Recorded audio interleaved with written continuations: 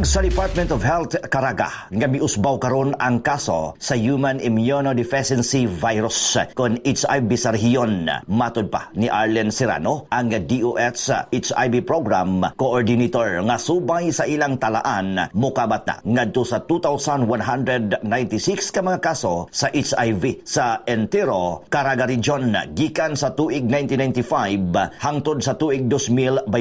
Ang Butuan City maoy dunay pinakataas nga kaso sa HIV. Human nakatala og 522. Gisundan usab kini sa Agusan del Sur nga dunay 379 ka kaso samtang 299 sa Surigao del Sur og 192 ka kaso sa Surigao del Norte nga duna usay 158 ka kaso sa Agusan del Norte og Dinagat Islands nga dunay 49 ka kaso. Apan gitinaw ni Serrano nga ang pagsaka sa kaso sa rehiyon tungod kini sa pagpatest sa mga tao nasayran nga sagad sa mga matakbuyan sa HIV mao kadtong mga lalaki nga nakighilawas sa kapwa nilang lalaki. Mga katropa, aron dili matakbuyan ang atong panglawas sa mga nagkadaiyang balatian, magsanton vitamin C og Santon Plus Gold kana. Alang sa nagkahiusang Pilipino para sa Pilipinas, Junje Lebrias, XFM News.